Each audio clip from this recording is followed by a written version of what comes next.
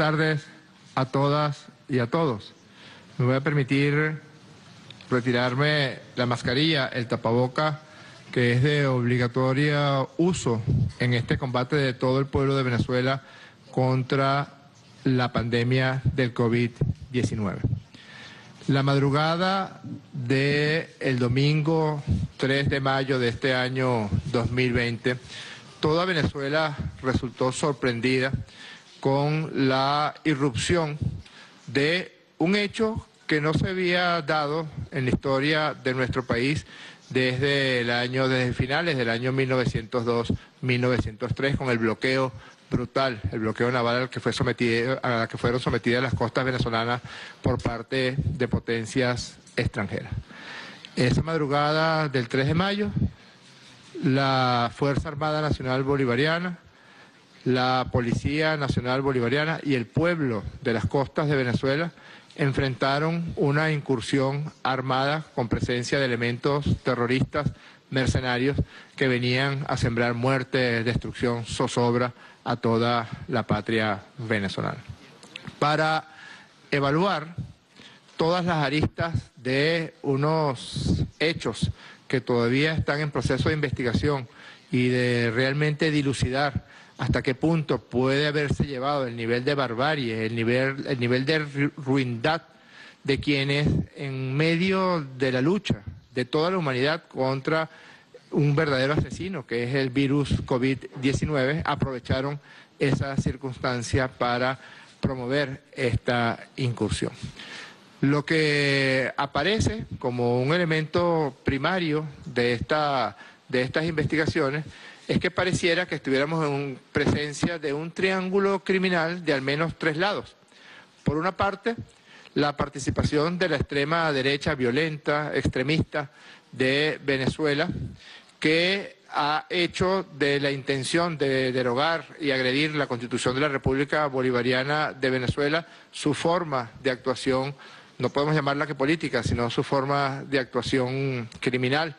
Es decir, cómo a todo lo largo de la incursión en estos eventos desde el año 2019, Juan Guaidó y sus seguidores cercanos han desarrollado elementos y eventos que están reñidos con la Constitución, con las leyes y con la coexistencia pacífica de las venezolanas y de los venezolanos. En segundo lugar, la participación, la intervención, el amparo, la operación, el acompañamiento por parte de la principal potencia del hegemón mundial en todos estos planes de desestabilización contra Venezuela. La participación de la administración de Donald Trump en los hechos del 3 de mayo y subsiguientes y anteriores. También la participación del gobierno de Iván Duque y de la utilización del territorio de Colombia para planificar y perpetrar actos violentos y actos reñidos con la coexistencia pacífica entre naciones y con el derecho internacional.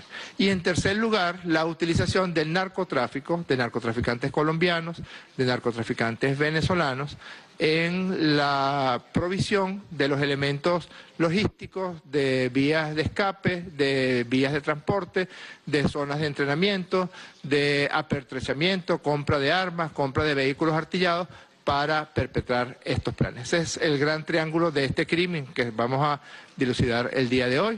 El lado del triángulo de la extrema derecha venezolana, el lado del triángulo de la administración de Donald Trump y su gobierno lacayo, personificado por Iván Duque, y el tercer lado del triángulo, el narcotráfico. Cuando no cabíamos en nuestro asombro sobre la incursión armada, violenta, mercenaria a las costas de Macuto y las costas del centro y el occidente del país, encontramos que aparece un contrato firmado por parte de Juan Guaidó y el dueño de una empresa de seguridad privada llamada Silver Corp de los Estados Unidos de Norteamérica, en una suerte de privatización de las acciones de guerra y de las acciones de incursión armada contra país. Para analizar los distintos elementos de estos hechos que comparten las venezolanas y los venezolanos que están deseosos de saber hasta dónde están llegando las investigaciones y todos los indicios que se han venido presentando, está con nosotros un panel especialísimo de conversación y de discusión. Nos acompaña la doctora Cilia Flores, primera combatiente de la República Bolivariana de Venezuela. La doctora Cilia Flores es abogada con estudios de doctorado en Derecho. Nos acompaña también la vicepresidenta ejecutiva de la República, doctora Delcielovina Rodríguez, abogada también con estudios de doctorado en Derecho Constitucional y Derecho del Trabajo. Nos acompaña el abogado, escritor y submarinista, como le gusta presentarse a él en muchísimas ocasiones, Luis Brito García, uno de nuestros más prolíficos escritores y pensadores actuales en la historia de la literatura del siglo XX, XXI venezolano y del análisis de la venezolanidad, de la identidad cultural venezolana. Y nos acompaña también nuestro querido general en jefe, Vladimir Padrino López, ministro del Poder Popular para la Defensa y vicepresidente de Asuntos Políticos de la República Bolivariana de Venezuela.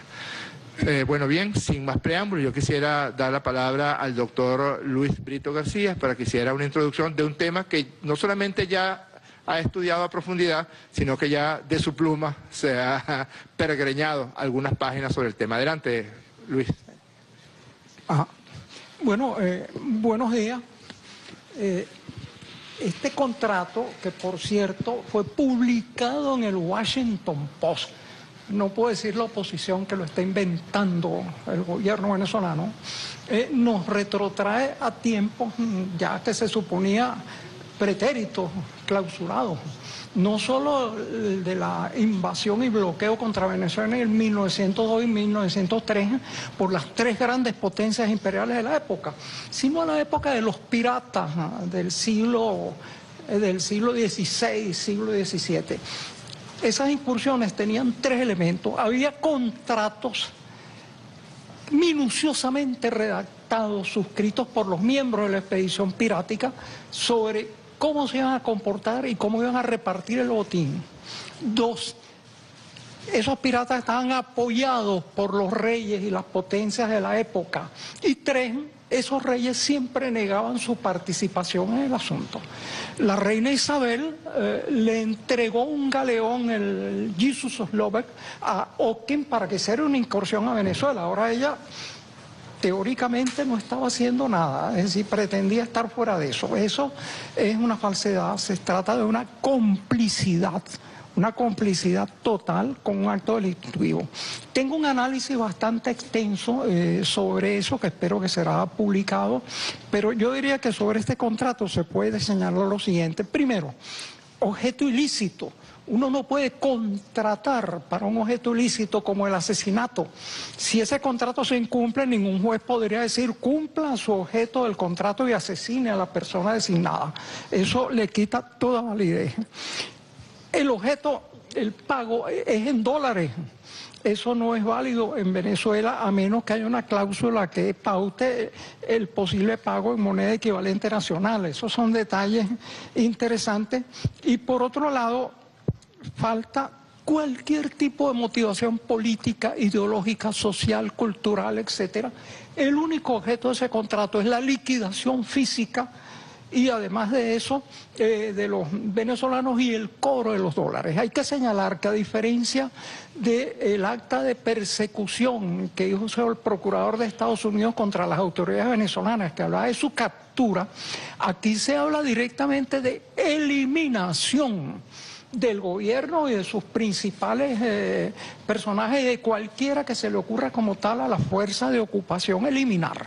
Es un contrato criminal con todas las de la ley, un pacto mafioso, además suscrito sin la menor vergüenza por representantes de alguna oposición venezolana, yo no creo que toda esté de acuerdo con esto, y por un representante de una empresa privada extranjera, que finge ser privada a pesar de que actúa bajo instigación, protección, apoyo y financiamiento de los gobernantes imperiales que están hostigando a Venezuela.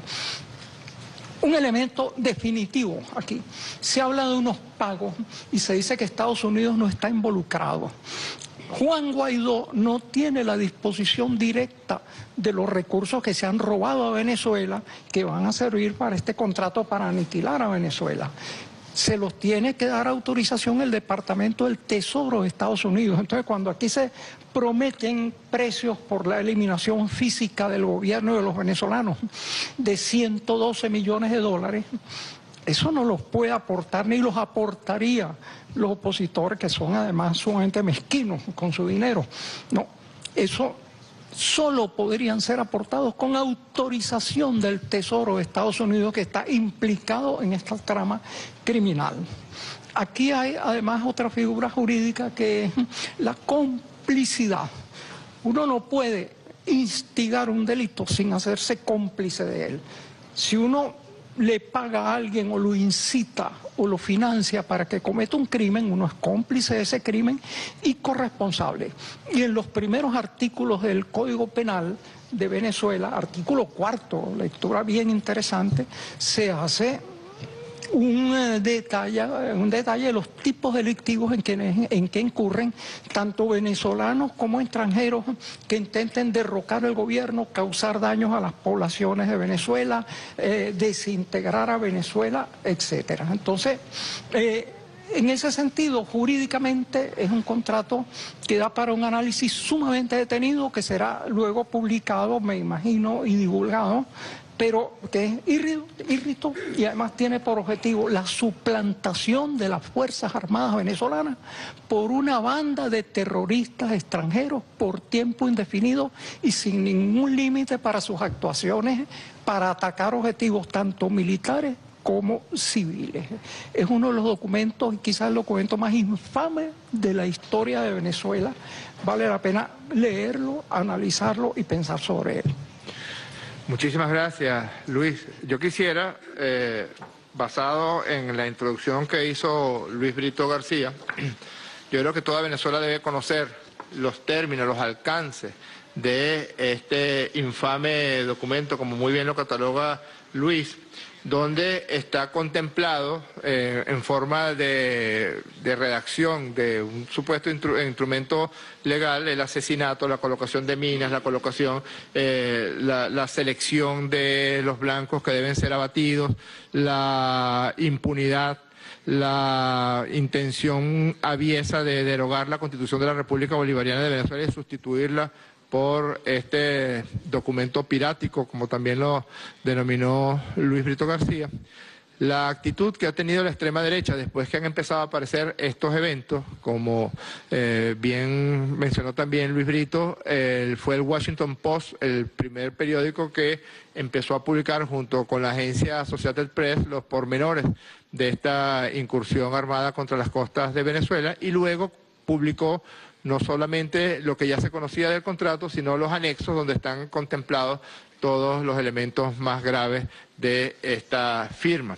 La posición que manejó la extrema derecha al comienzo, el mismo día 3 de mayo, fue tratar de desvirtuar lo que estaba ocurriendo, señalar que se trataba de un falso positivo. Esas fueron las palabras, el tuit de Alberto Rabel señalando que era un falso positivo. Varios de los voceros pagados por Juan Guaidó dijeron lo mismo. Luego los hechos fueron sustituyendo esas versiones por versiones diferentes, trataron de minimizar los hechos que estaban ocurriendo, los gravísimos hechos que estaban ocurriendo, hasta que en la misma tarde del día 3 de mayo aparece el señor Jordan Goudreau señalando que en efecto había un contrato firmado y mostrando a una periodista radicada en Miami, la señora Patricia Poleo, mostrando un audio, un video que Goudreau hiciera de Juan Guaidó en el momento en que conversaron y acordaron la firma del contrato. Antes de darle la palabra a la primera combatiente, Cilia Flores, yo quisiera que viéramos ese video. Es la firma del contrato, el audio, la conversación telefónica por videollamada que sostuvieron Juan Guaidó y Jordan Goudreau. Adelante, video.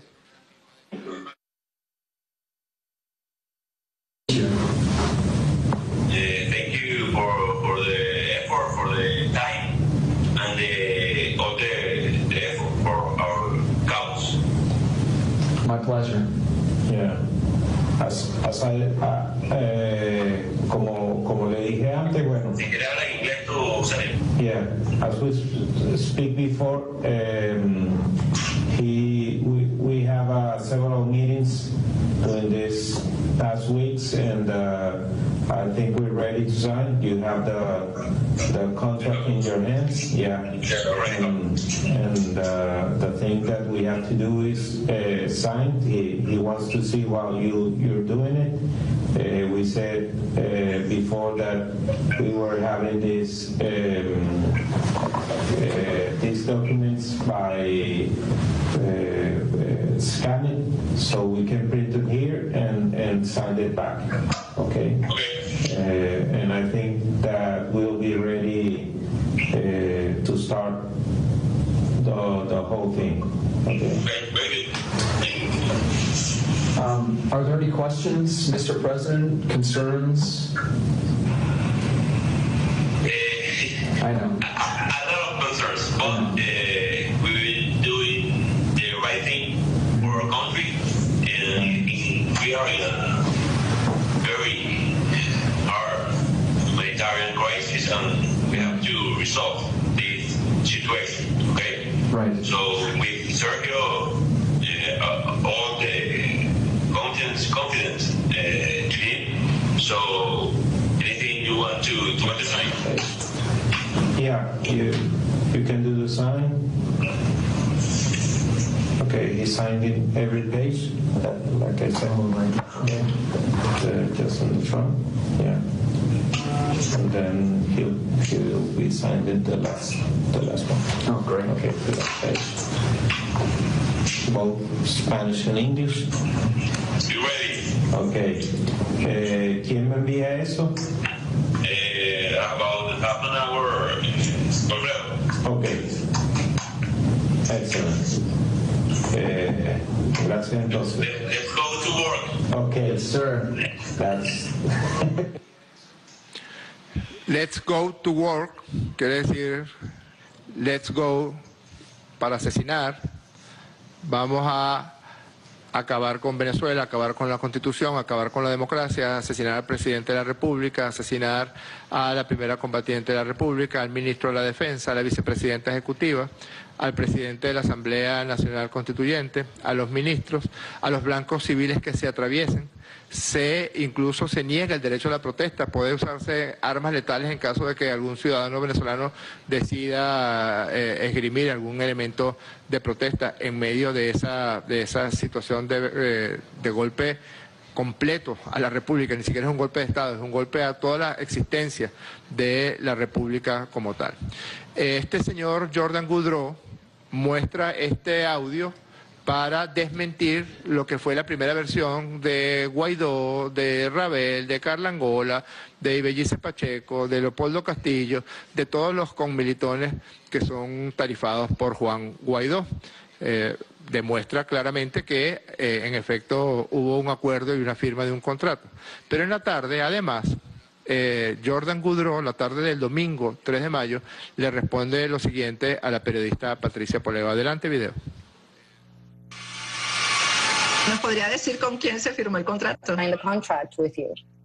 Yeah, I'll show. Well, let me see if you can read it. You can probably read it. Probablemente lo pueden leer. Do you want the English version or the Spanish version? Which one do ¿Quieren you la want? versión en inglés o la versión en español? Both, las dos. Both. Ok, yo no puedo ver Yo porque sí tenemos... puedo ver. Juan Gerardo Guaidó es la primera firma. Juan Gerardo Guaidó. Sergio Vergara. Juan José Rendón. Juan José Rendón. No puedo ver el de la derecha. Y Jordan. Ok, por Venezuela... So keep in mind, I haven't been paid a cent for any of this. Nobody paid me or my team a Tengan en cent. mente, a We mí have no me han not been pagado paid. ni un centavo, ni a mí, ni a mi equipo. So when people try to say, like, mercenary, I'm not a Yo no soy un mercenary. mercenario, a mí no me pagan. We haven't been paid. We've been working Hemos on this estado for a trabajando year. en esto por None of un my año y no nos han pagado. Tenían 5 días para pagar el retainer del contrato y nunca lo pagaron. They never paid that retainer. Never paid that. That was for 1.5 million.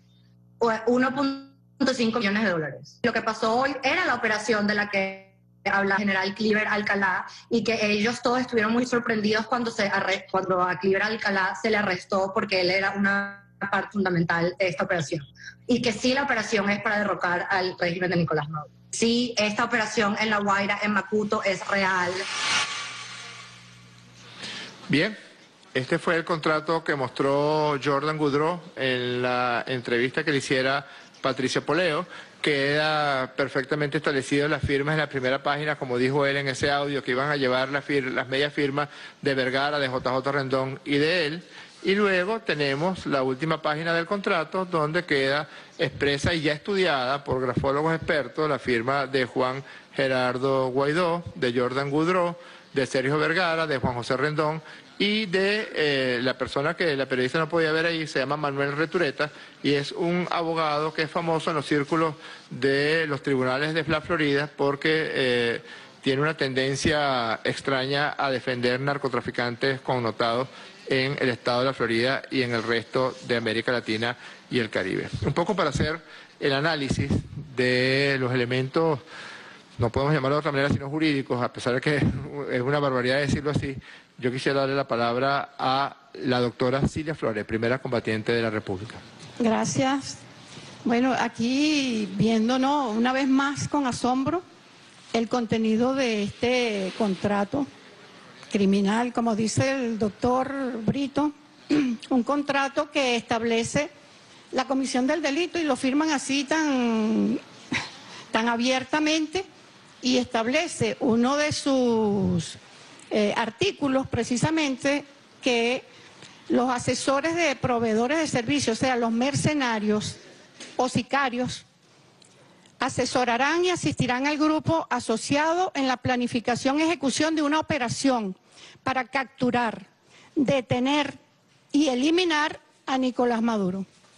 Lo que usted decía, y no solamente a Nicolás Maduro, sino a todo el equipo y a cualquier ciudadano, porque en este contrato hemos visto cómo la agresión, la acción es contra el gobierno, contra militares y civiles, incluso contra propiedades de civiles y propiedades del Estado, que venían ellos a atentar, y todo esto está previsto en este contrato, que es increíble. Es increíble ver que firmen cómo van a cometer y a planificar una invasión y lo dejen plasmado en un contrato con cláusulas de que donde puedan exigir después ante un tribunal el cumplimiento. ¿Ante qué tribunal? ¿Cómo podrán exigir ese cumplimiento? Como decía el doctor Brito, tendrían que exigir el asesinato del presidente, el magnicidio y de otros funcionarios. O sea, es algo que si no fuera tan grave y tan dramático, sería cómico. Pero no solamente establece aquí en este contrato, cuando uno lo va leyendo y releyendo, se va encontrando con cosas que la verdad que deja a esta oposición, a este grupo de opositores, los deja allí, ellos están dentro del delito. Ya no es oposición, son delincuentes. Están agrediendo a la patria, trataron de llenar de sangre y de muerte a Venezuela, y esto lo vemos que no solamente ellos ejecutaron un hecho, empezó la ejecución, la agresión, sino que ellos venían avalados por este contrato que establece que ellos podían usar la fuerza, incluyendo la fuerza letal, mortal, que ellos podían disparar para eliminar la amenaza, como dice aquí en estos artículos. Dice, si las personas representan una amenaza para las fuerzas venezolanas y el proveedor de servicio al cometer el acto hostil o demostrar una intención hostil, entonces estos pueden usar la fuerza, incluyendo la fuerza mortal. Esto para nosotros entender esto, tenemos que leer completamente el alcance de este contrato, porque ellos no solamente se refieren al gobierno, ellos se refieren, en este caso, cuando uno lee y relee, a todos los que estén cerca del gobierno. Nosotros interpretamos al chavismo, venían a acabar con el chavismo, o todo lo que se acerque al chavismo iba a ser objeto de agresión porque iban a ser personas hostiles, lo establecen ellos aquí. El uso de la fuerza necesaria hasta la fuerza mortal está autorizada para proteger incluso a las personas designadas y las fuerzas militares. En este contrato ellos establecen que ese grupo que venía a incursionar estaban protegidos y para defenderlos a ellos también podía utilizarse la fuerza letal. Establecen ellos aquí de una forma muy grave que se dará permiso para que los vehículos, barcos y aeronaves del proveedor de servicios viajen por tierra, mar y espacio aéreo venezolano libremente. Solamente se les va a exigir la identificación y pueden entrar y salir sin ningún otro requisito, y incluso aquí dice que deben tomar el control y monitoreo del espacio aéreo. O sea que venían a invadirnos y quedaban todas las instituciones venezolanas, quedaban disueltas. Establece aquí que los miembros de los proveedores de servicio tienen derecho a poseer y portar armas durante su presencia en Venezuela. Están autorizados para andar armados y usar las armas en caso de ser necesario, que podrán entrar y salir y no necesitarán, como ya lo decía, este otro artículo que lo ratifica. Ahora fíjense ustedes, ambas partes renuncian a su derecho a exigir a la otra parte la indemnización por cualquier daño, pérdida o destrucción de propiedades del proveedor de servicio, o a exigir una indemnización por lesiones o muertes que puedan suceder. Quedaban exentos, se establecen aquí la impunidad para que estos agentes extranjeros o venezolanos o cualquiera que actuara, en este caso, quedaban exentos de responsabilidad y no podía reclamársele absolutamente ninguna indemnización. Incluso aquí establece que los proveedores de servicios, esto entiéndase que son los mercenarios, podían detener a civiles para interrogarlos. O sea, que venían ellos a tomar el control de lo que es el sistema de justicia, tribunales, la seguridad aquí quedaba en manos de ellos y bueno, podían hacer lo que ellos quisieran para proteger sus objetivos, que son los que están plasmados en este contrato criminal. Algo aquí que también es bien grave, ¿no? Ellos establecen que los asesores, los mercenarios, estarán integrados por grupos entre venezolanos y los aliados. Harán todo lo posible para ocultar su identidad, por lo que podrán utilizar pasamontañas, insignias y credenciales para no ser identificados. O sea, venían a matar, mercenarios, a cubrirse los rostros, y eso está aquí establecido en este contrato. Establece este contrato que debido al riesgo extremadamente alto de trabajo, estos mercenarios estarán asegurados por la administración y que les pagarán a los familiares de ellos, en caso de pérdida, $450,000, en caso de heridas, lesiones o muerte.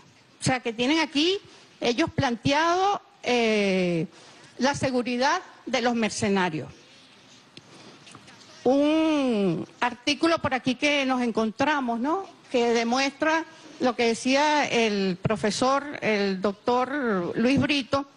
Ellos venían por un botín, venían, no solamente entraban libremente y hacían lo que les daba la gana y mataban, sino que venían por un botín, dice en un artículo.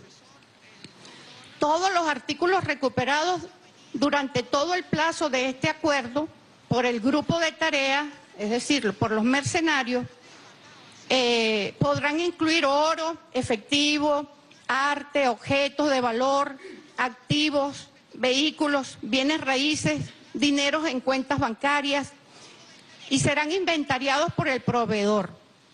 Y en el otro artículo dice, la administración pagará una tarifa de administración del 14% al proveedor de servicio por lo recuperado. O sea, ellos venían, recuperaban, hacían su desastre y después cobraban por todos esos objetos, oro, por las riquezas de Venezuela, iban a cobrar el 14% de intereses para ellos como parte de su recompensa. Incluso establece aquí que cualquier vehículo recuperado será utilizado por el proveedor de servicio para su uso. O sea, es increíble que esta gente, esta oposición haya firmado este contrato donde plantean lo que eran su intención y su plan de invasión y de golpe de Estado y de convertir a Venezuela en una colonia.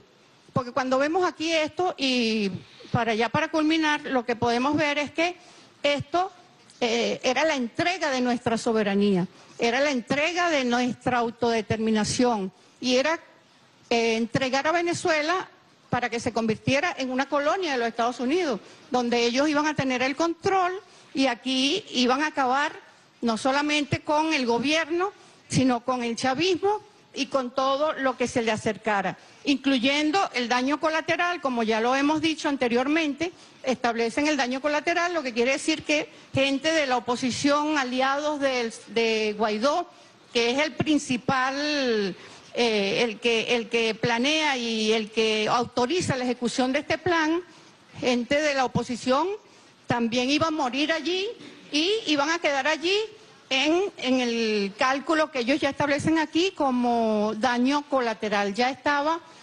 pautado, ya estaba previsto y ya estaba presupuestado el daño colateral que iban a realizar aquí en el país. Así que aquí lo que nos queda es que la justicia, pues como son delitos cometidos antes, durante y después planificados y ejecutados, porque comenzó la ejecución del delito cuando llegan las lanchas y son algunos abatidos, otros son detenidos y es neutralizado este plan, pues ya lo que le corresponde es a la justicia, a los tribunales y a la fiscalía actuar para que haya justicia y que toda esta gente, venezolanos, extranjeros y todo el que participó pueda cumplir las condenas conforme lo establece nuestra Constitución y nuestra legislación penal. Muy bien, muchísimas gracias, primera combatiente Cilia Flores. La primera vez que la opinión pública escuchó ese documento infame conocido como contrato entre una organización mercenaria como Silver Corp y Juan Guaidó, fue una curiosa entrevista que diera Cliver Alcalá Cordones el pasado 25 de marzo a una radioemisora colombiana llamada La W.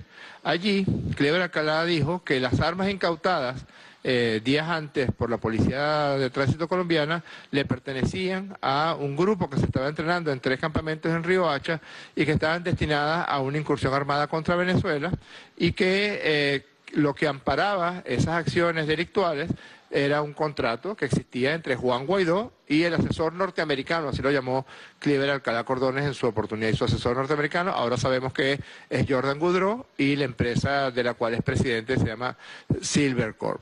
Luego aparece ya este contrato el mismo día domingo 3 de mayo, las 6 primeras páginas, gente como uno de los signatarios del contrato como JJ Rendón dice que sí lo firmó porque pensaba quizás que jamás se iba a conocer las otras 42 páginas de los anexos que acaba de estudiar de manera profunda la primera combatiente Cilia Flores. Pensaba que solamente iban a conocerse las 6 primeras páginas que fueron presentadas por Goudreau el domingo 3 de mayo.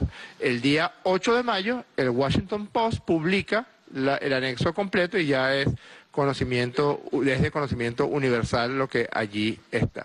Para continuar analizando las aristas legales e internacionales de este documento que quedará para la historia universal de la infamia, utilizando lamentablemente un título de un bello libro de Jorge Luis Borges, dejo en la palabra a la vicepresidenta ejecutiva de la República, doctora Delcy Eloína Rodríguez. Adelante. Gracias, Jorge. Bueno, voy a retirarme el tapabocas. Yo creo que ya se ha avanzado muchísimo sobre las consideraciones jurídicas y políticas de este adefesio jurídico, que bajo ningún concepto puede designarse como un contrato, por las razones ya esgrimidas por el profesor Luis Brito y por la primera combatiente. Pero este adefesio jurídico tiene dos graves dimensiones. La primera grave dimensión es que pretendía instaurar en Venezuela una guerra mercenaria a todo el país. No solamente los objetivos selectivos que fueron seleccionados en este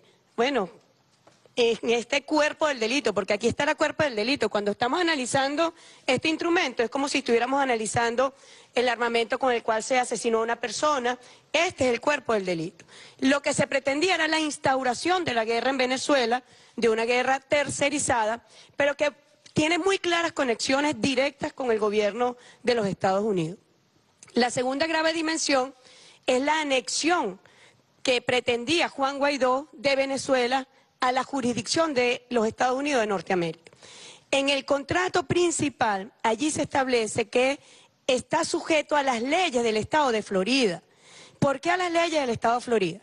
Bien, hizo un análisis bajo el derecho internacional y principalmente bajo nuestra Constitución y las leyes venezolanas, el profesor Luis Brito, señalando que el objeto es ilícito, pero bajo las luces de las leyes del Estado de Florida está contemplado y permitido la pena de muerte. De tal forma que lo primero que ellos hacen es asegurarse no solamente la impunidad, como está señalado más adelante en sus 16 anexos, sino también principalmente decir la ley que rige es la ley del Estado de Florida, uno de los 29 estados que tiene pena de muerte en los Estados Unidos.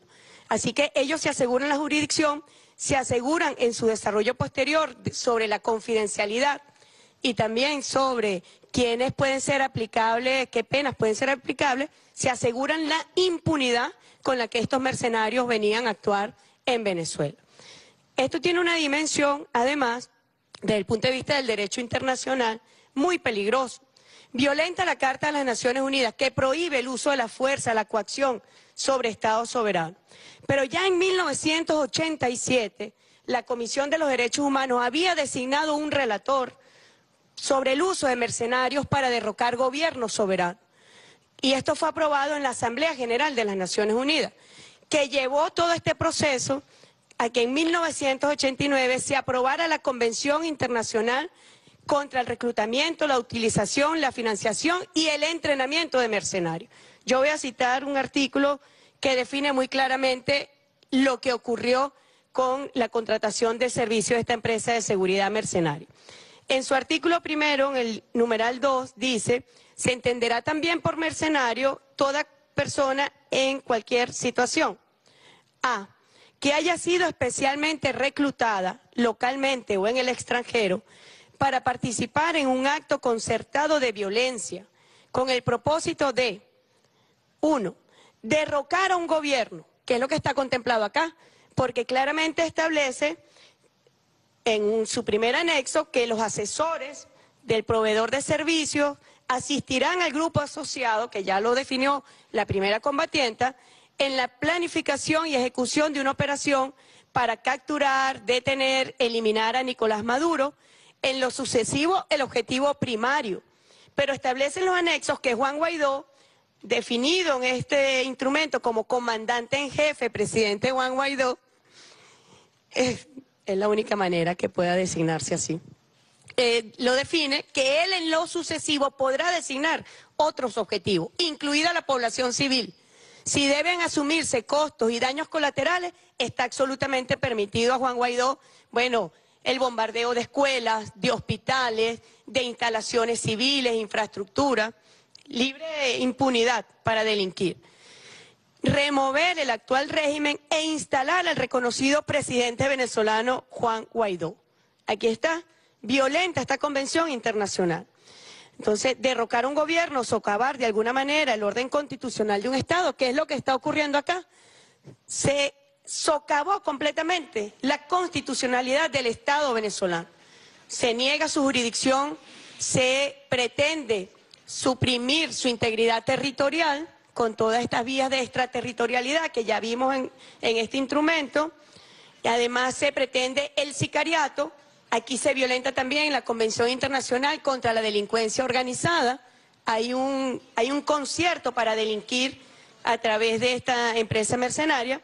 Y en el punto 2 dice socavar la integridad territorial de un Estado, que fue lo que se pretendió en la operación fracasada del 3 de mayo.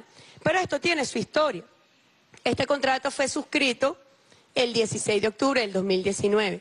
Ya Venezuela venía denunciando en las instancias internacionales, dando detalles sobre el uso del territorio colombiano para agredir a Venezuela. Luego vemos cómo ese componente que se estaba entrenando en Colombia forma parte de este mismo contrato. Pero ya el 5 de febrero del 2020, cuando se reúne Juan Guaidó con Donald Trump, en la misma Casa Blanca se da la reunión con el presidente de esta empresa mercenaria, Jordan Goodrow.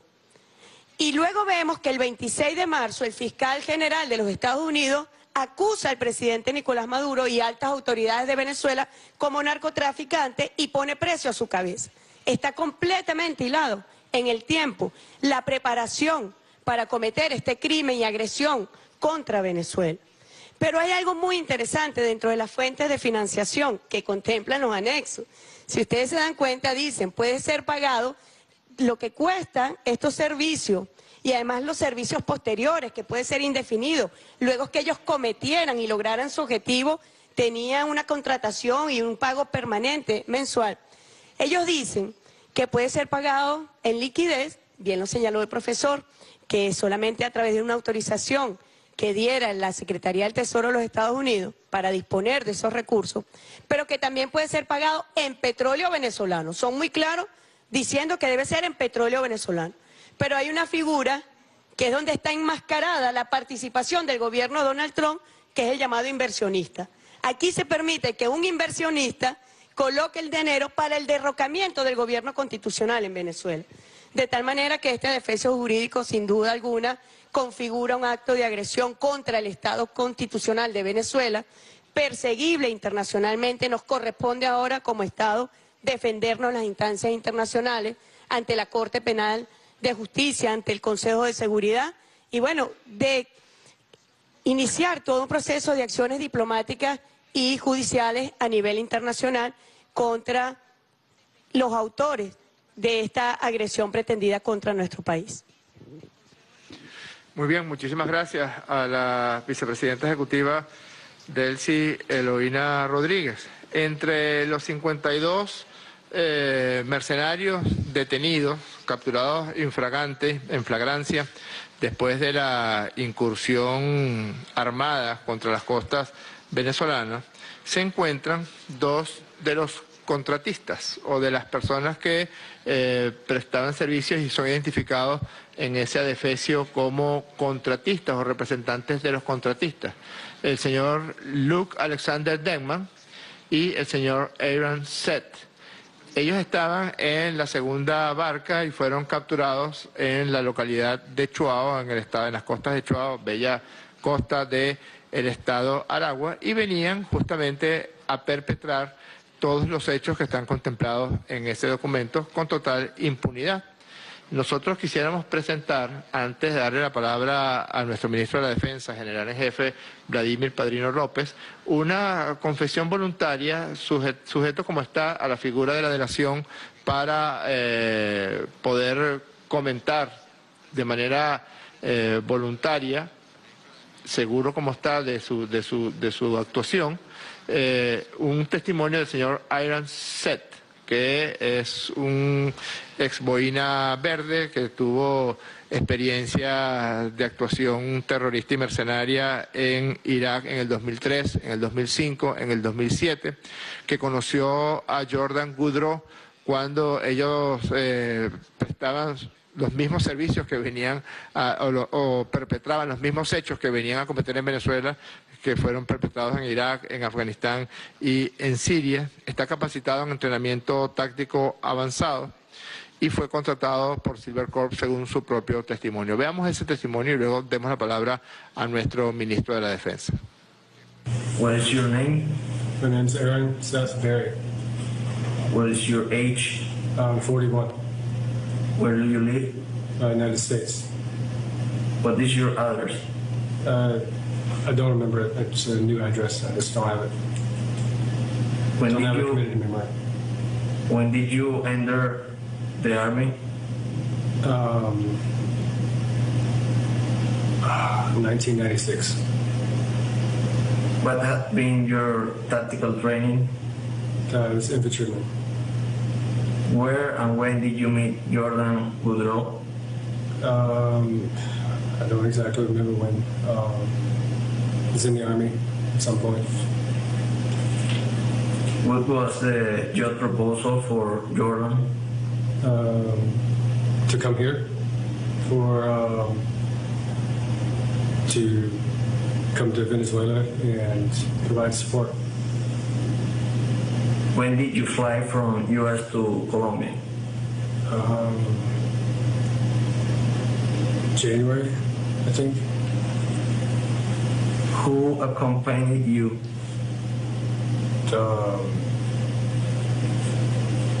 Jordan, Luke, and what I learned to be a person named by the name of Alex. How did you move to Rio Hacha? With a car. Who accompanied you? Luke and this Alex person. Who received you? Who what? Received you? Oh, the Cicada, I would assume. That's what you mean. How much would Jordan pay for the job? I don't exactly know. How much do you expect? I don't know. It's it was only supposed to be for 2 weeks, so. What is the training you teach? There's more reviewing what they already know, and how to go about it, working in a building and basic clearing in the street. How many times did you visit Colombia? Only one time. How many times did you visit Venezuela? Once. Where did you stay in Rio Hacha? At a house. Who received you in the Alta Guajira, in the border? I don't know. I wasn't part of that. Who? Did you know about a document that described the clause of the operation? Yes, I think so. Did you see the tactical uniforms in the camp? At some point, we've seen tactical uniforms, yes. Where do you live in Rio Hacha? In a few houses. 3 houses. So. Who commanded in Rio Hacha? Leon or Cicada. Leon was the nickname? I don't know what's the nickname, what's real. How many people did you train? From what I understand, it's approximately 50 to 60 people. What is the Silver Corps company in charge of? It's a private corporation owned by Jordan Boudreaux, and it's about all I understand about that. What will be your mission after entering Caracas? To advise the forces that were coming in when they need us and make our way to the airport as soon as we could. Why the U.S. government insists on attacking the government of Venezuela if Venezuela does not represent a threat to them?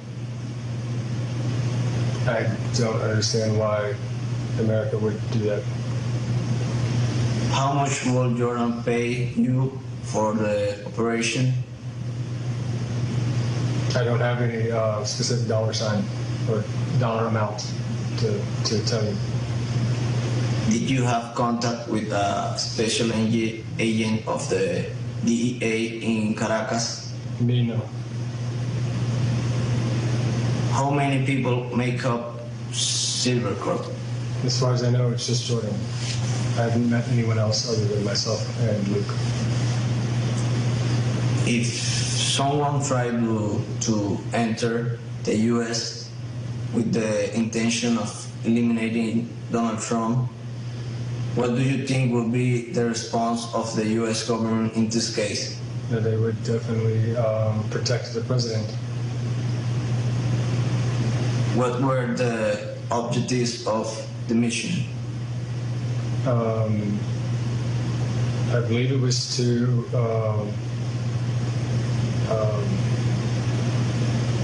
obtain specific targets and to, I think, get Maduro.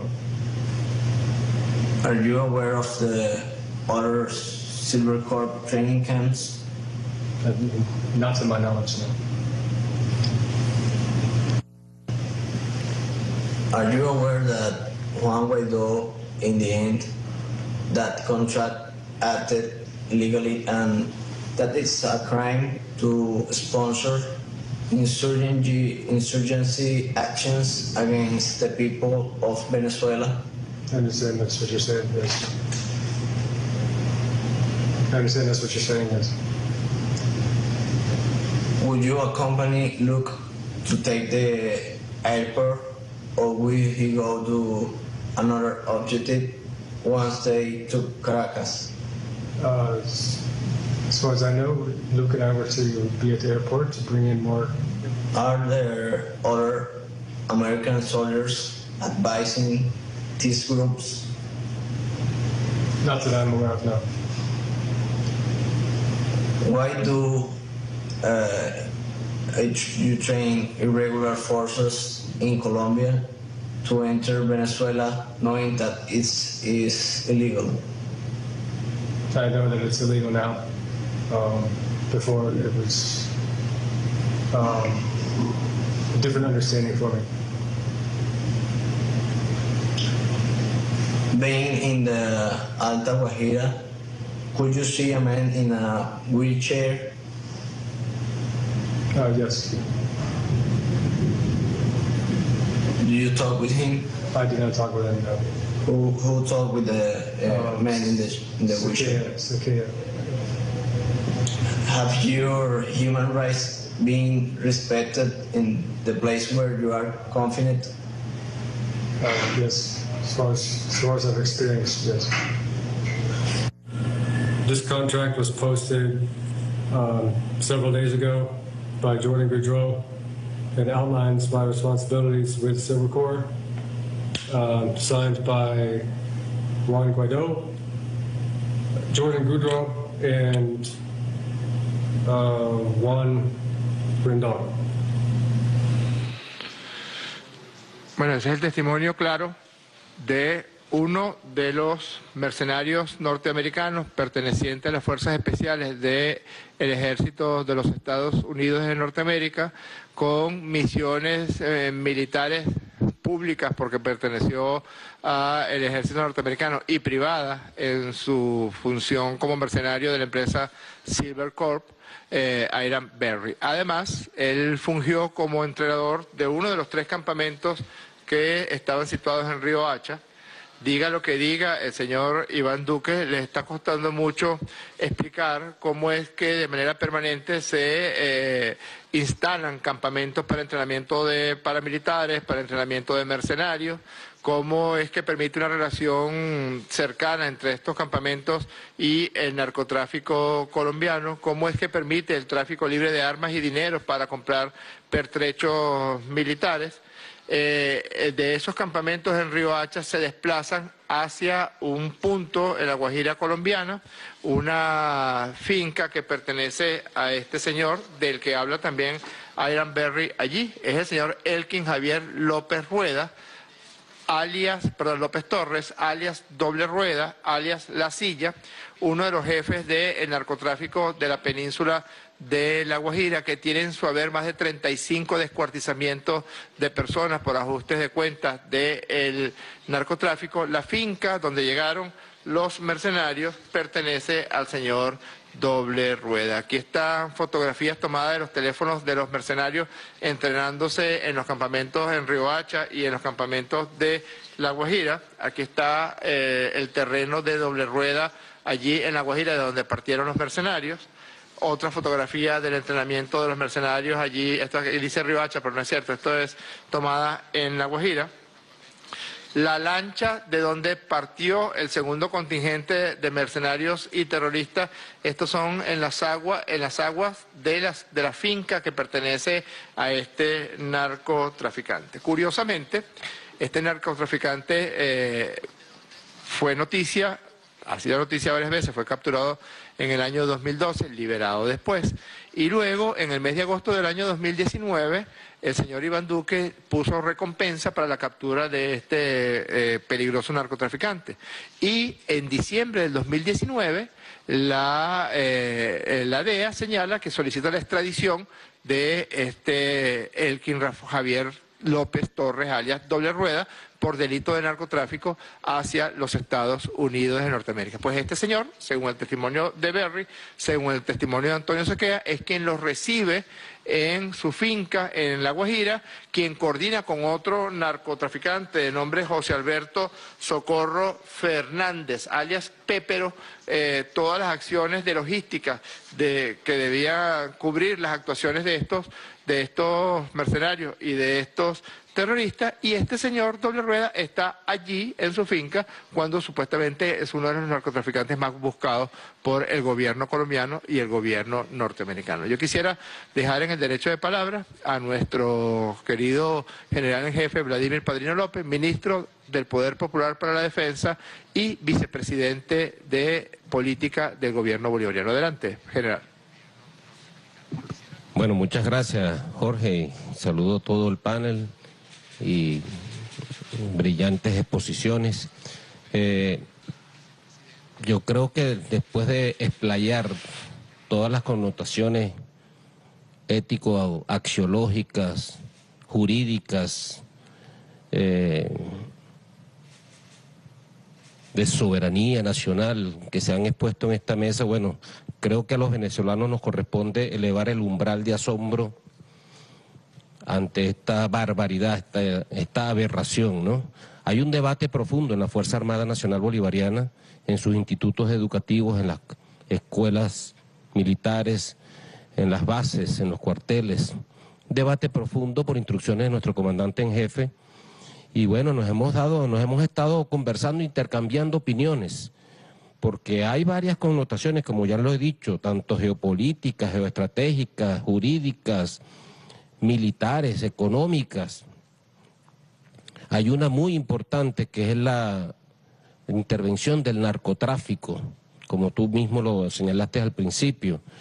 Ellos pretenden apoderarse de Venezuela para constituir a Venezuela, nuestro territorio, en una plataforma para, bueno, el poder financiero de los Estados Unidos, que sabemos que el narcotráfico es un eslabón importante para ese poder financiero. Y esto no es nuevo. Hay que hacer memoria que el narcotráfico, bueno, dio pasos importantes en la guerra de Vietnam, cuando agarraron y abrieron una ruta del narcotráfico por el Pacífico, llevando armas a través de aviones de la CIA y bueno, y regresando opio para el consumo de su población, y no solamente el consumo de su población, sino de sus mismos soldados, que hasta el 65% cayó bajo los efectos de la droga en ese conflicto. Y bueno, igual la resistencia de la revolución de sandinista, bueno, también abrió otro frente ahí, otro frente en Panamá. Ese frente del narcotráfico se quiere abrir en Venezuela con la anuencia, bueno, de políticos traidores, de un sector minoritario de la política venezolana, traidora, con mercenarios, y bueno, abrir nuestro territorio, algo que es inexplicable y inaceptable para el pueblo de Venezuela. Son esas connotaciones, las connotaciones geopolíticas también están sobre la mesa.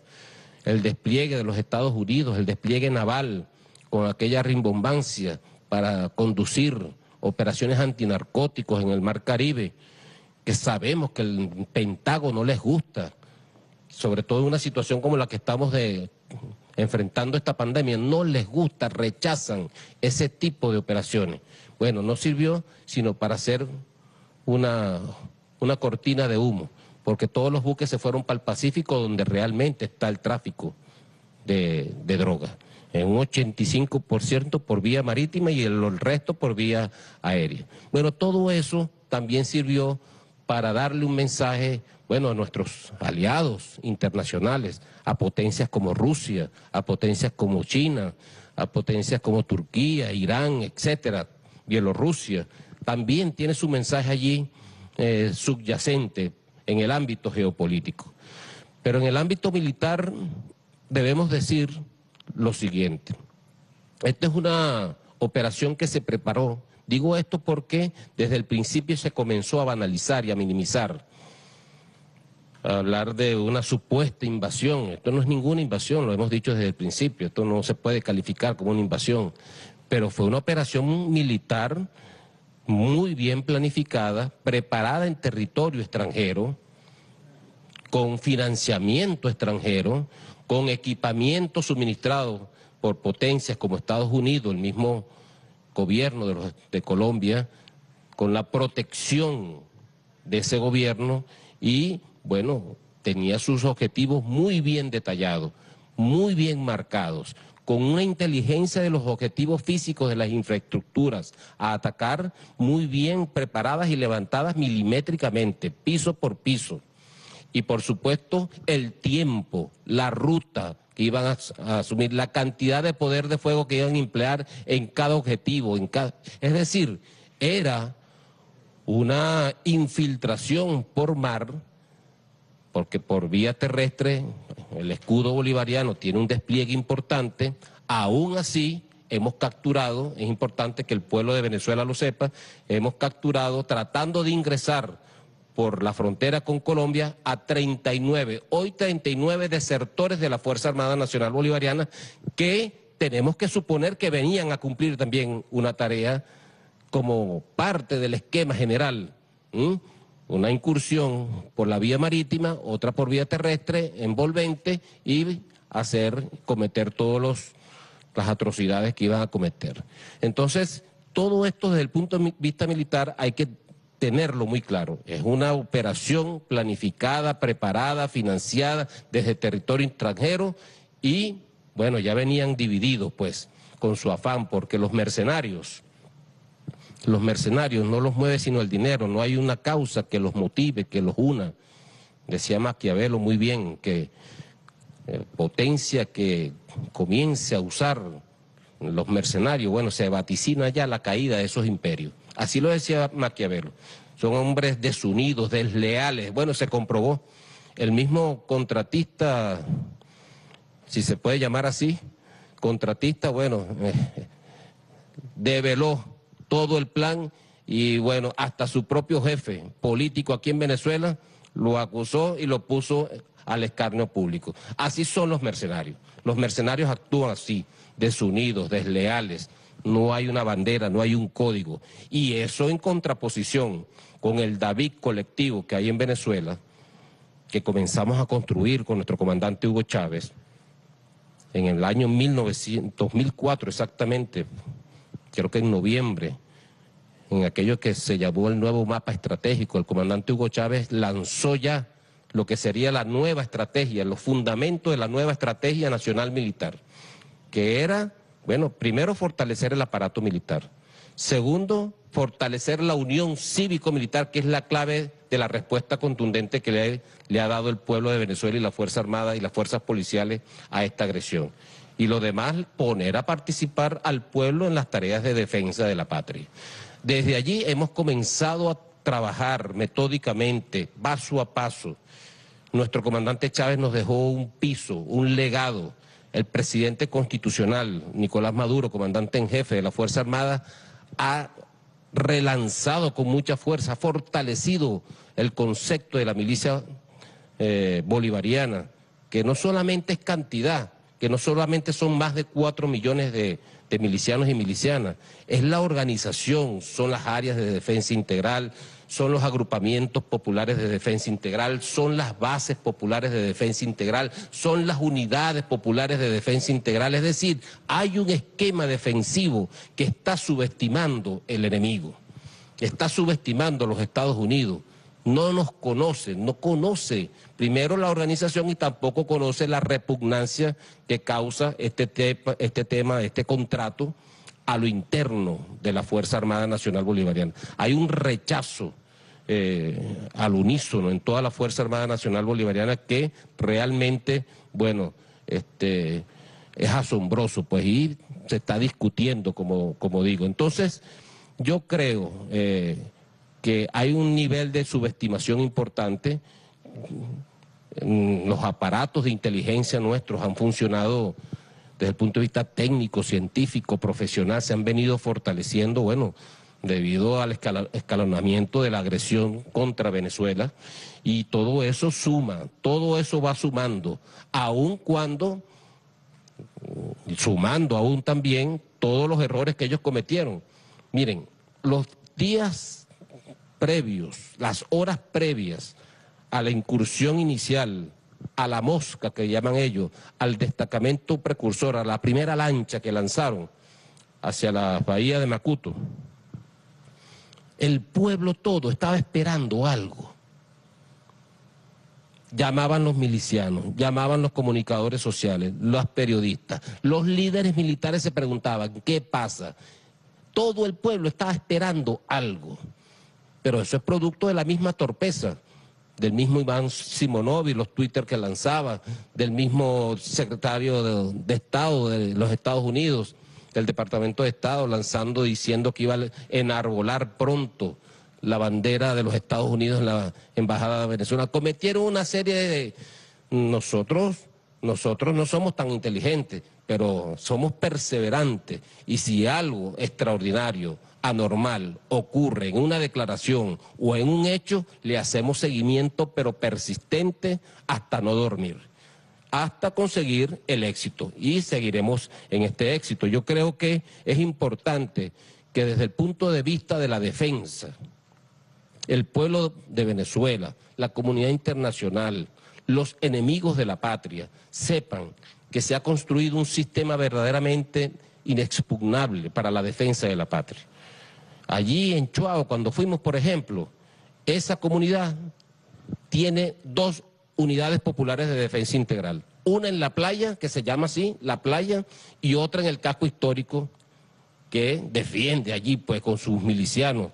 Nuestro comandante en jefe ordenó entregarle sus fusiles a esos milicianos, acto que hicimos con presencia de la vicepresidenta ejecutiva de la República. Entonces, hemos venido actuando en esa unión cívico-militar, ahora con un componente policial que ha agregado nuestro comandante en jefe, válida su visión estratégica de cómo enfrentar la agresión, y también decir que, bueno, a horas, porque también hay que decirlo, a horas de la incursión en Macuto, ya un pescador se había acercado a una unidad militar que había avistado una lancha en situaciones extrañas.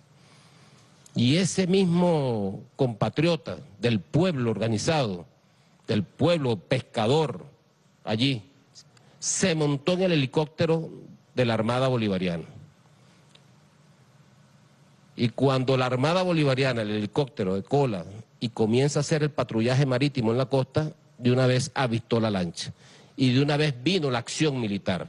La acción militar no se hubiese producido sin, bueno, la alerta del pueblo, el alimento del pueblo que nos da, pues, para nosotros poder accionar. Así que a horas de la incursión en Macuto, ya un pescador estaba en un helicóptero de la Fuerza Armada señalando, ya diciéndonos, esta es la lancha extraña, y esa era precisamente la lancha que dejó los primeros detenidos allá en la población de Chuao. La unión cívico-militar definitivamente ha sido la estrategia nuestra, va a seguir consolidándose, va a seguir construyendo todos los pasos de carácter logístico, organizacional, para que Venezuela pueda enfrentar los desafíos de su defensa y de su integridad. Hay algo que nosotros rechazamos categóricamente de todo este contrato, si se puede llamar contrato, es el uso de uniformes, es la imposición de una autoridad supraconstitucional que pretendía venir a ejercer el mando de los hombres y mujeres de la Fuerza Armada. ¿Hay alguien en Venezuela o en la cercanía, en la periferia de la regional nuestra, del mismo imperio norteamericano, que pueda pretender imaginarse que los soldados de la patria se van a subordinar a un mercenario? Yo me hago estas preguntas porque esto es, repito, tenemos que elevar el umbral del nivel de asombro, pues, ante esta desfachatez, ante esta aberración que tiene el rechazo contundente de la Fuerza Armada. Y, bueno, también enviamos nuestro mensaje a aquellos que la alientan, la agresión contra nosotros, la agresión contra los líderes de la Revolución Bolivariana, del Estado Bolivariano, del presidente de la República, y la agresión contra el pueblo de Venezuela, porque no era nada más contra los líderes, sino también esos llamados daños colaterales que, sin importarle si eran niños, enfermos, ancianos, mujeres, en cualquier condición, bueno, si hacía falta el daño colateral, si era justificable militarmente, bueno, ocurría el daño colateral. Así que, bueno, desde la Fuerza Armada Nacional Bolivariana seguimos construyendo el modelo de la guerra de todo el pueblo, el modelo del pueblo en armas, de la unión cívico-militar policial, que le va a seguir dando respuesta a todas las agresiones del imperialismo norteamericano contra Venezuela. Muchas gracias, querido general Vladimir Padrino López. Realmente han sido muy profundas las intervenciones de todos los invitados a este panel del día de hoy. Creo que es un tema de tal trascendencia que requiere incluso mantener el nivel de estudio y de abordaje sobre tantos elementos que han venido surgiendo. Aquí han surgido elementos de gran profundidad. El tiempo lamentablemente siempre es el gran censor de las ideas. Pero bueno, yo quisiera para unos comentarios finales darle la palabra al profesor Luis Brito García y luego abrir unos breves comentarios de los invitados. Adelante, profesor.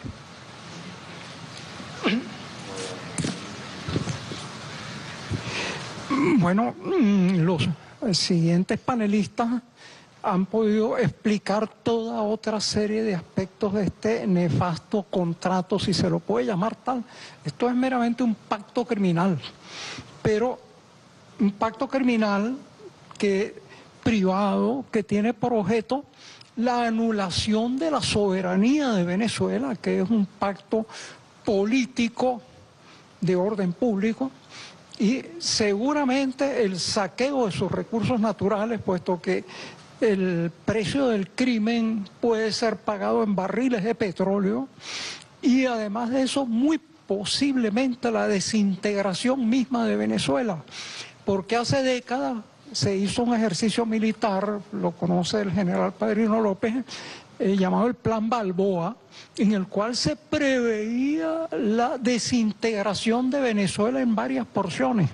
Al imperio le es más cómodo a veces desintegrar a los países, como se ha hecho en Libia, se hizo con Yugoslavia, con Checoslovaquia, en porciones, con el objetivo de poder explotarlo y dominarlo mejor.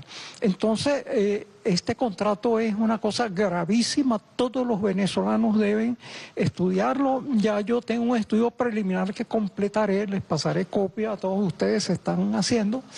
Y bueno, a eso tenemos que contestar con unidad incluso con la oposición que no esté de acuerdo con esto. Dificulto que algún venezolano digno de su nombre, de ese nombre, esté de acuerdo con este pacto nefasto, espantoso. Entonces tiene que haber una unidad, sean cuales sean las diferencias ideológicas en torno a la existencia misma y la supervivencia de Venezuela y de los venezolanos. Brito García, abogado, escritor de los más importantes escritores venezolanos del siglo XX y el siglo XXI. Primera combatiente, Cilia Flores. Sí, bueno, yo creo que hay que seguir estudiando a profundidad el alcance de este adefesio llamado contrato, porque aquí está plasmado en estas letras, está lo que es el sentimiento y lo que es las intenciones de ese sector de la oposición, y que ese sector de la oposición está entregado a intereses extranjeros. Aquí está el sentimiento, aquí está el alcance, aquí podemos nosotros llegar al fondo de lo que son ellos en verdad. Y aparte de, como decía la vicepresidenta, es el cuerpo del delito, en verdad. Aquí está plasmado lo que ellos iban a hacer y lo que ellos comenzaron a hacer y lo que ellos comenzaron a ejecutar, está plasmado aquí. Y hay suficientes elementos ya probatorios en el juicio. Está la confesión de los mercenarios. Están convictos y confesos. Están los autores intelectuales, están ya, han declarado. Hay las pruebas. O sea que en este caso, como a lo mejor en ningún otro, están todos los elementos para los autores materiales y los intelectuales. El señor Juan Guaidó no se salva de esta. Está comprobado plenamente que él era el que estaba al frente y a él iban a poner como comandante en jefe presidente. Después, si cumplían con todo lo que estaba pautado aquí, eliminaban a todos los objetivos, él era el que iba a liderar a todo este grupo. Está la firma de él, que no la puede negar, está el audio donde él, que va a decir que él no era el que estaba hablando. O sea, él dijo que él no firmó, pero él no fue el que habló con el señor Jordan.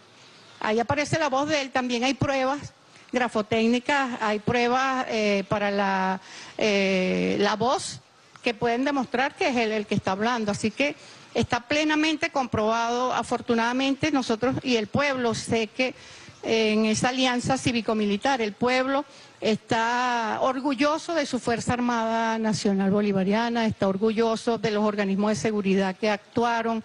En verdad que, gracias a Dios, se evitó aquí un derramamiento de sangre, se evitó un baño de sangre y podemos preservar la paz, que es el norte y es la línea principal del presidente Nicolás Maduro, el presidente de la paz. Y seguiremos teniendo paz gracias a esa unión cívico-militar. Gracias. Muchas gracias, primera combatiente. Hay un elemento que mencionaba el ministro Padrino y que recalca la primera combatiente Cilia Flores, y es cómo con tanto desparpajo estos sectores de la extrema derecha han insistido en que su vocación es una vocación violenta y de violación de la Constitución y de las leyes de la República. Basta con revisar los correos, los tuits del señor Iván Simonovic, incluso en la reunión que sostuvo con Juan Guaidó en el mes de febrero en la Casa Blanca con motivo de la visita que tuviera Guaidó y la reunión con Donald Trump. Sabemos que había una pugnacidad entre Simonovic y Guaidó para ver quién recibía el favor del mandatario norteamericano, pero hay una fotografía que es harto elocuente de Simonovic con Juan Guaidó, y Simonovic coloca allí afinando estrategias. Justamente en esas horas se da la reunión entre Juan Guaidó y Jordan Goudreau, y también sabemos que podría haber participado Iván Simonovic, y justamente las estrategias que estaban afinando tenían que ver con esta incursión violenta y con el cumplimiento de este pacto criminal, como bien lo mencionó Luis Brito García. Luego todos los tuits de Iván Simonovic de los días antes a la incursión armada. ¿Cuándo fue los días que Simonovic comenzó? Porque probablemente la incursión estaba prevista para unos días diferentes a cuando terminaron ocurriendo. El tuit de John Bolton de la noche del viernes 1 de mayo, donde dice que amanecerá de nuevo en Venezuela, etcétera, justamente similar al mismo tuit que publicó el día 29 de marzo del año 2019, es decir, ni siquiera disimulan, es decir, con total desparpajo señalan que están detrás de estos planes violentos. Para un comentario final, le doy la palabra a la vicepresidenta ejecutiva del Cielovina Rodríguez. Adelante. Gracias, Jorge. Yo quería, antes de culminar, leer estrictamente las líneas del instrumento criminal principal.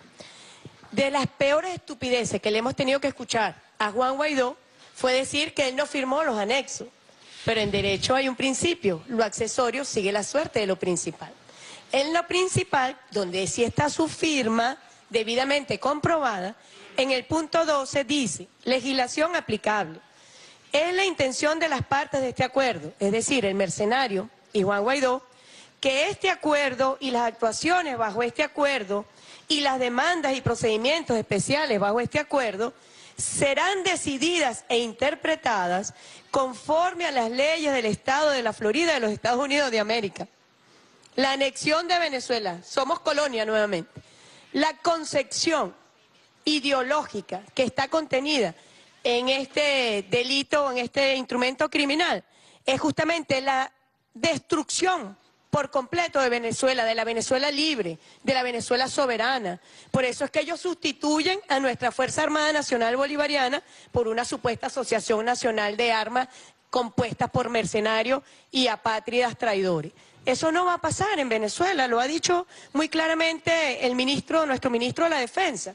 Somos herederos de la gloria del Ejército Libertador. ¿Cómo creen que lo pueden eliminar de un plumazo, como decía la primera combatienta, lo que pasó el 3 de mayo? Eso es imposible. Nuestra independencia, nuestra soberanía nacional está fundada en la Unión Cívico-Militar y está siendo consolidada por esa misma Unión Cívico-Militar policial. Así que está muy clara las conexiones, porque aquí lo que se está cumpliendo es un mandato del gobierno de los Estados Unidos para la destrucción de Venezuela, para anexarse Venezuela. Ya hemos visto todo lo que ha hecho el señor Juan Guaidó. Pactó con unos narcotraficantes para entregarle todo el corredor de Occidente, de nuestra frontera Occidente, para que libre e impunemente pudieran ejercer sus acciones criminales relativas al tráfico de droga. Renunció a la soberanía de Venezuela, a sus derechos legítimos sobre el territorio Esequibo. Participó en el despojo de todos nuestros activos, recursos financieros, pidió el bloqueo, pidió la invasión y se atrevió a lo peor, pero aquí está la prueba. Así que no hay forma de que se puedan excusar, de decir que esto es exploratorio, no, aquí está claramente detalladas las acciones que se iban a ejecutar, dirigidas contra toda la población civil, incluso contra la población penitenciaria. Hay planes especiales también para la población penitenciaria, que es el aniquilamiento. Se elimina por completo el derecho a la libertad de expresión y a la protesta pacífica, a la manifestación pacífica. No es solamente contra las altas autoridades civiles y militares de Venezuela, era contra Venezuela. Por eso es una acción contra el Estado venezolano y el Estado venezolano tiene derecho a defenderse, como en efecto el presidente Nicolás Maduro así lo ha instruido. Gracias. Muchas gracias, vicepresidenta. Para cerrar los comentarios, el ministro de la Defensa, general en jefe Vladimir Padrino López. Adelante.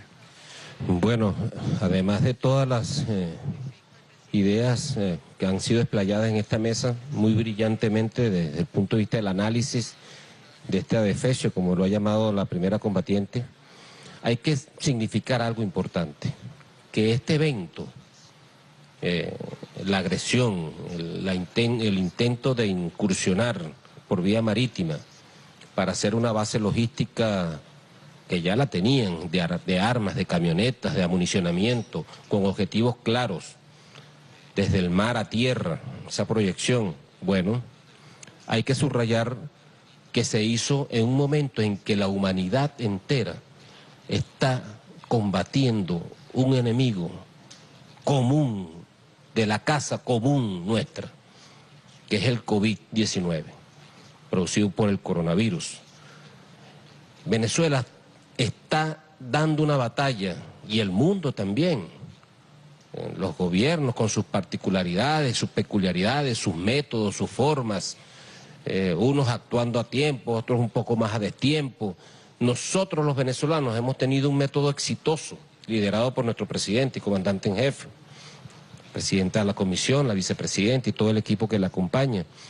Hemos estado dando una batalla por la humanidad, en este caso por el pueblo de Venezuela, por la salud del pueblo de Venezuela. Eso es un acto que hay que revisarlo, porque producir una agresión de esta naturaleza, de esta magnitud, donde nos van a despojar de nuestra soberanía, donde nos van a asesinar al pueblo, a los niños, a los líderes, a ancianos, sin discriminación alguna, donde estamos entregando donde se pretende entregar toda la soberanía, toda nuestra independencia, que son la misión que tiene la Fuerza Armada Nacional Bolivariana.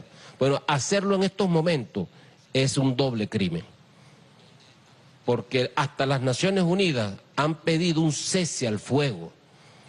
El presidente Nicolás Maduro ha pedido un acuerdo humanitario entre todos los factores de la oposición. Y esa es política, ese es el ejercicio de la política, no es el ejercicio de las balas, de la violencia, de la muerte, de los sepulcros. Hay que poner la política sobre la mesa nuevamente, buscar la confrontación, no para eliminar al adversario político físicamente como pretende este adefesio, sino también para hacer una confrontación agonal que permita el pluralismo político, que permita el diálogo, que permita el entendimiento, pero el que se salga de allí tiene que considerarse un enemigo de la patria. Todos los que firmaron este contrato son enemigos de la patria, todos los que vinieron, desertores, apátridas, ya sin patria, que vinieron a incursionar sobre Venezuela para llenar de sangre las calles de Venezuela, no pueden llamarse venezolanos, son enemigos de la patria. Así lo vemos la Fuerza Armada Nacional Bolivariana, y yo, propongo como vicepresidente de gobierno y ministro que soy, ¿verdad?, que la política prevalezca como ha sido llamada insistentemente por el presidente Nicolás Maduro. Muchísimas gracias. Muchísimas gracias a todos los panelistas. Yo pienso que cuando es nutricia la conversación entre personas que dominan muy bien sus distintas áreas, quedan siempre muchas preguntas sin contestar, y seguramente va a dar cabida a espacios de este tipo que ha abordado desde distintas ópticas lo que puede considerarse la más grave agresión que haya conocido la historia de Venezuela a lo largo de todo el tránsito de vida republicana, de la intención de disolución de la República, el claro propósito del asesinato de líderes y de personal civil y militar, la sustitución de los poderes públicos por un poder omnímodo representado en 4 o 5 personas, y todo eso, como bien decía el general Padrino, en tiempos en que la humanidad entera lucha contra la pandemia del COVID-19. Otra pregunta a responder es: ¿cómo pueden haberse atrevido a tanto? ¿Cómo pueden haber llegado a tal nivel de intención aviesa? ¿Cómo pueden haber llegado a tal nivel de ruindad? Varias pueden ser las explicaciones en el campo de la psiquiatría, en el campo de la sociología, pero hay un elemento político también. Siempre se han sentido amparados en Donald Trump. Siempre se han sentido amparados en una administración que se caracteriza por recurrir a la violencia extrema para conseguir sus fines. Y sienten que tienen que responderle a la confianza que Donald Trump depositó en ellos. Por eso parte de esta acción criminal ocurre cuando el fiscal general de los Estados Unidos le pone precio a las cabezas de líderes venezolanos. Es como la luz verde que se dio para que se desencadenaran los hechos que tienen su corolario el pasado domingo 3 de mayo. Nosotros insistimos en que el papel preponderante de los líderes de Venezuela en este momento, a la cabeza de ellos el presidente constitucional Nicolás Maduro, es la defensa de la paz de la República. Y todo el que atente contra la paz recibirá la misma respuesta que estos mercenarios recibieron el domingo 3 de mayo y los días subsiguientes por parte del pueblo de Venezuela, de la Fuerza Armada Nacional Bolivariana, de nuestras fuerzas policiales y en general de toda la población de la República. Les damos un abrazo a todas y a todos y buenas tardes.